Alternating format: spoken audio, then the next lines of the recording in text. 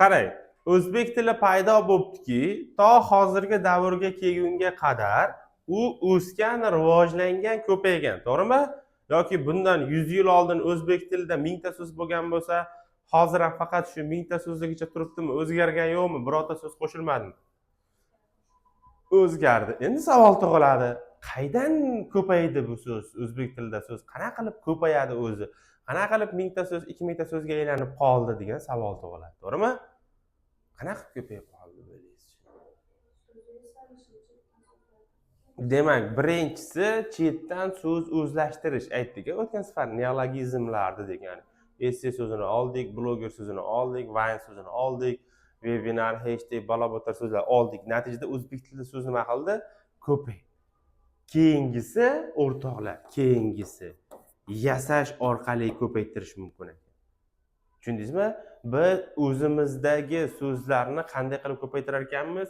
Yasab ko'paytirar ekanmiz. Endi savol tug'iladi. Qanday qilib so'z yasash mumkin desa, siz o'zbek tilida so'zni ikki xil usulda yasashingiz mumkin. Birinchisi affixatsiya usuli yoki morfologik usul deyiladi. Qanaqa bo'ladi bu? Bunda tayyor bitta asosni olasiz, unga plus so'z yasovchi qo'shimcha qo'shasiz. Siz asosga so'z yasovchi qo'shimcha qo'shish orqali nima qilasiz? So'z yasaysiz. Natijada qanaqa so'z paydo bo'ladi? Sodda yasama so'z paydo bo'ladi. Mana sodda yasama so'z. Bekorga bu yasama deyilmayapti. Bizda nima? Yasama deb yasab qo'yamiz, tirama deb tirkab qo'yamiz, qaynatma deb qaynatib qo'yamiz. Qaynatma sho'rva, qaynatma, lekin qaynatma. Xuddi shunga o'xshagan yasama deb turib yasaladi u. Qanaqa qilib yasalar ekan? Bitta tayyor asosni olar ekansiz, unga plus so'z yasovchi qo'shimchani qo'shar ekansiz, natijada tayyor bo'ladi. Ikkinchi usul kompozitsiya usuli. Ya'ni buni yana bitta nomi sintaktik usul ham deyiladi. Tushundingizmi? Bunda nima qilinadi? Bunda ham bitta nima bo'ladi? Asos bo'ladi. So'zni havodan yasab bo'lmaydi. Yo'q turib, so'z sataparat miti deb turib bitta so'zni yasab bo'lmaydi o'rtoqlar. Tayyor bitta nima bo'lishi kerak? Har doim asos bo'lishi kerak. Sodda xohlasangiz affixatsiya usulida yashamoqchi bo'lsangiz ham bitta asos bo'lishi kerak, kompozitsiya usulida yashamoqchi bo'lsangiz ham bitta asos bo'lishi kerak. O'sha tayyor asosni olasizda, bunda plus yana bitta nima qo'shasiz? Asos qo'shasiz. Natijada qanaqa so'z paydo bo'ladi? Ikkita so'z paydo bo'ladi, qo'shma so'z paydo bo'ladi. O'zbek tilida qo'shma so'z va sodda yasama so'zlar yasaladi o'rtoqlar. Tushundikmi? Endi qanaqa qilib yasaladi desa, mana qarang. Bizda tayyor bitta mana yangi mashina ishlab chiqarildi. Qanaqa mashina? Damas. Bu asosmi? Asos. Mana Damas. Endi u o'lgur Damas o'zi yurmas ekan to'ppa-to'g'ri. Buni kimdir minish kerak ekan. Natijada o'zimizdagi chi, o'tgan safar yodlagan chi qo'shimchamiz bor edi-yu, o'shani qo'shdikda Damaschi degan o'zbek tiliga yangi so'z. Lug'atga Damas deb yozsangiz minadigan mashina deb chiqsa, Damaschi desangiz o'sha avtomobilda minadigan odamman.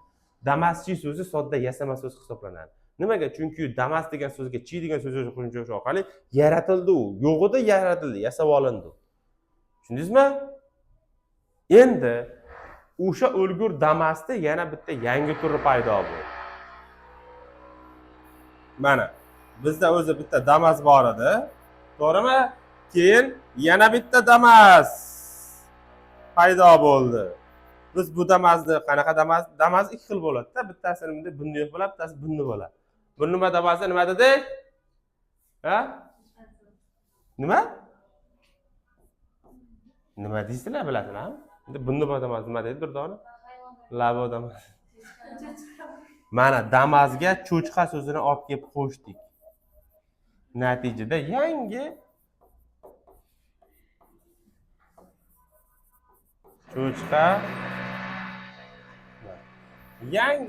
cho'chqa Damas degan so'z paydo bo'ldi.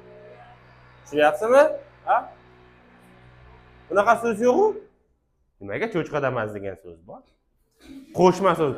Nimasi sizga g'alati tuyulyapti? Voy, nimaga kitobda yo'q bo'ladi? Cho'chqa damas, bu damazni bitta turi bo'ldi.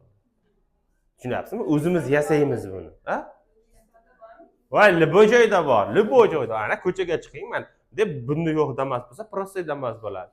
Bunda chiqqan damas bo'lsa, cho'chqa damas deymiz. Nimaga mana qarang, o'tgan safar aytdik-ku, ikkita so'zni bir-biriga qo'shayotganimizda ular orasida nima bo'lishi kerak? Mantiqiy o'xshash. Nimaga buni cho'chqa damaslik? Mol damas, it damas, eshak damas dedik. Buni cho'chqani bunga o'xshaganlik. Tushunyapsizmi? Yoki mana hosiyatlarning uyda qurilish bo'lyapti, bir qancha nimalar ortib qoldi? Taxtalar ortib qoldi. U o'zidagi plus kach degan narsa yasaydigan qo'shimchani qo'shdi, nima hosil qildi? Taxta kach hosil qilib oldi mana. Sodda yasama so'z. Taxta deganda bu o'sha hamma taxtalar uchun, lekin taxta kach faqat oshxonada ishlatiladigan narsa. Tushunyapsizmi?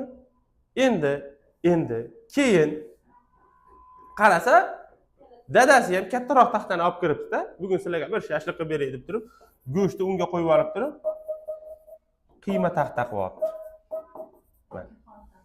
Qiyma taxta. Nimaga bu qiyma taxta bo'ldi bu? Izmo taxtami? Go'sht qiymalashda ishlatilganligi. Mana taxta so'zdan bitta asos, mana asos tayyor taxta so'zdan bitta soddasima so'z, bitta qo'shma so'z hosil qilyapmiz. Tushunyapsizmi? Yoki bo'lmasam, mana gul so'zi bor edi bitta. Unga plus chini qo'shib turib o'zimiz yasadik. Nima dedik? Gulchi. Endi gulni turlari paydo bo'lib ketdimi? Gulning nechta turi bor? Atir olinadigan gul bo'lsa, atir gul mana. Qo'shma so'z hosil bo'lyaptimi?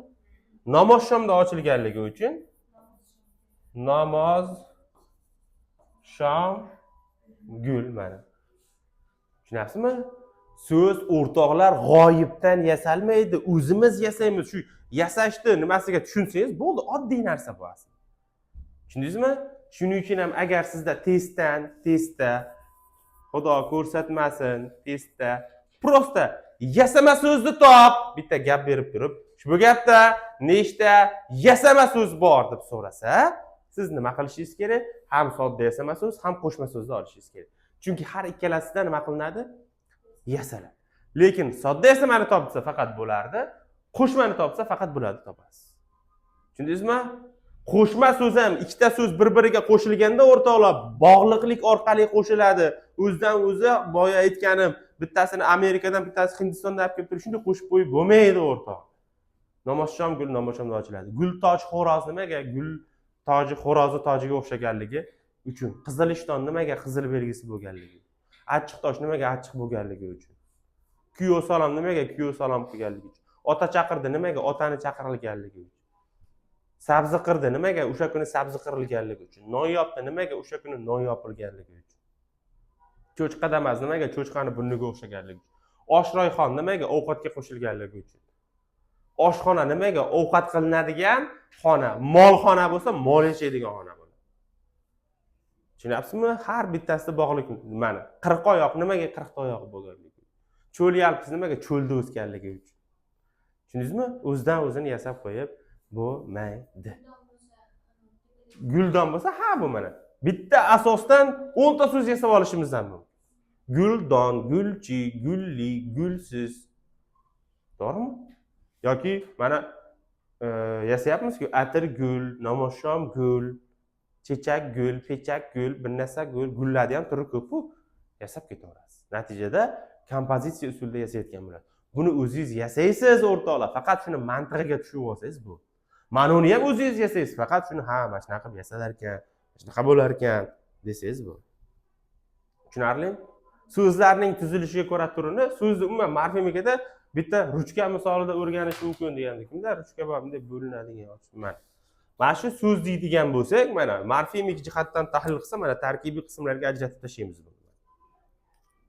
Tarkibiy qismlarga ajratib tashladimmi? Morfemika so'zi tarkibiy qismlarini o'rganarmidi? Endi buni qaysi bir asosga to'g'ri keladi? Zapasmi? Shishami zapasmi? Zapas. Chunki asos mustaqil qo'llana oladigan atash ma'noga ega bo'lgan qism edi. Ma'nolar bo'lmasa ham ishlataveramanmi buni, o'zini vazifasini bajaraveradi. Lekin bu bo'lmasa bular bir tiyinga qimmat narsa. Kerak emas. To'g'rimi? Bular shunchaki qo'shimcha xolos mana. Ma'no yangi ma'no beryapti, boshqacharoq qilib qo'yapti. To'g'rimi? Ma'no shunchaki qo'shimcha ma'no beryapti. Bu kerak emas, bu bo'lmasa ham bo'laveradi. Mana ikkalasini bir-biriga nima qilyapti? Bog'layapti, mana sintaktik shaklda so'zga kiradi. Tushundingizmi? Endi tuzilishiga ko'ra deydigan bo'lsak, mana bu bitta zapasdan iborat bo'lgan so'z qanaqa so'zga to'g'ri keladi? Sodda so'zga to'g'ri keladi. Endi bunaqa chiq deb turib ichida 3 ta, 4 ta, 5 ta ruchka bo'ladi-yu, u qanaqa so'zga to'g'ri keladi? Qo'shma so'zga to'g'ri. Chunki uning ichida 2 ta zapas bor-da, yoki 3 ta zapas, yoki 4 ta zapas. Endi bir tomoni ko'k, bir tomoni qizil yozadigan ruchka bo'ladi-yu, 2 tomoni. U qanaqa so'zga to'g'ri keladi? Juft. Endi kimdir shuni ikkala tomoni ham ko'k yoki ikki tomoni ham qizil qilib olsa, u takroriy so'zga to'g'ri keladi. Tushundingizmi? Endi qarang savol sizga. Sizning qo'lingizda hech kimda yo'qmi bunaqa chiq qiladigan 5 tali ruchka? Yo'q, 5 tali bo'ladi-yu. Shunaqa ruchka turibdi. Sizning qo'lingizda nechta ruchka bor? 5 ta bo'lsa bittasini berib turing menga. Nechta bor? Bitta. Demak, qo'shma so'zdan, mana cho'chqadamizda nechta so'z bor ekan? Bitta so'zga yuradi. Yoki takroriy so'z. Mana. Katta desam, nechta so'z bor mana shu yerda? Bitta so'z bor. Chunki sizda bitta tomoni ko'k, bitta tomoni qizil bo'lgan bilan sizda bitta ruchka bor xolosda. Tushundingizmi? Qo'shma so'z, juft so'z, takroriy so'zlar ham nechta so'zga yuradi? Ha? Bitta so'zga yuradi. Tushundingizmi? Masalan, bizning uyimizga amma xola, tog'a, jiyalar kelishdi. Bizning uyimiz amma xola, tog'a, jiyan kelishdi. Nechta so'z bor? 5 ta. Bizning uyimiz amma xola, tog'a, jiyan kelishdi. 7 ta so'z yo'q bu yerda. Juft so'z, takroriy so'z, qo'shma so'zlar bitta so'zga yuradi. Tushunarlimi? Demak, qaytaraman. Agar sizdan testda yasama so'zni top desa, bunda butun dunyo odamlari har doim chalg'iydi. Har doim chalg'iydi. Qaytaraman. Agar ertaga testlarda yana shu yasama so'z desa, faqat sodda yasama yoki qo'shmani qo'shmay ketsangiz, mana videoga olib turibdi, shuni ko'rsatib turib kallangizga jazbar bilan solaman. Yasama so'z deganda nimalarni olishingiz kerak? Sodda yasamani ham, qo'shmani ham olasiz. Chunki ikkalasi ham yasalyapti. Tushunarlimi? Yasama savolga ehtiyot bo'lasiz. Lekin sodda yasama desa faqat o'zini, qo'shma desa faqat o'zini. Tushundingizmi? Ertaga 90% holatda sizga gapdagi yasama so'zlarni topsa, qo'shma so'zlarni qo'shmay ketasiz. Yep yozilgan. Tushundingizmi? Va yana ajratib yoziladigan qo'shma so'zlarni ham tashlab ketasizlar. Masalan, tabassum qilmoq desa, siz olmay ketasiz. O'rtoqlar, qo'shma so'zlar 2 xil yoziladi. Qo'shib yoziladi, ajratib yoziladi. Savol tug'iladi. Qaydan bilamiz biz desa, mana bugun sizlarga qo'shib yozish qoidasini beraman, yodlab kelasiz. Tushundingizmi? Masalan, menga hozir domla shu yerda 3 tasini qo'shib, 2 tasini ajratib yozsangiz, qaysi qoida bo'yicha desa, любойni qoidaga tushib beraman. Masalan, cho'chqa emas, nimaga qo'shib yozdingiz desa, ikkita qo'shma so'zda qismlari orasida o'xshash munosabat orqali hosil qilinsa, u qo'shib yoziladi degan qoida bo'yicha qo'shib yozaveraman. Yoki bo'lmasa, atirgulni nimaga desa, shu nima uchun mo'ljallanganligiga ko'ra. Ya'ni atir olishga mo'ljallangan gul bo'lganligi uchun atirgul deyiladi. Yoki bo'lmasam, nima deb yozibman keyingisini? Namoz-shomgul. Nimaga desa, namoz-shomda ochilganligi uchun. Endi tabassum qilmoqni nimaga ajratib yozyapsiz? Qaysi qoida bo'yicha deydigan bo'lsangiz, qo'shma fe'l qismlari har doim ajratib yoziladi degan qoida bo'yicha ajratib yozyapsiz. Yoki qiymat taqdan nimaga qo'shib ajratib yozyapsiz desa, nima uchun mo'ljallanganligiga ko'ra hosil qilingan qo'shma so'zlar qo'shib yoziladi degan qoida bo'yicha. Ya'ni qiymалashga mo'ljallangan taqda bo'lganligi uchun deydi. Xuddi shunday siz ham o'sha qo'shib yozish va ajratib yozish qoidalarini yodlab olasiz. O'shandan keyin qanaqa so'zlar qo'shib yoziladi, qanaqa so'zlar ajratib yoziladi bemalol topa olasiz. Tushundingizmi?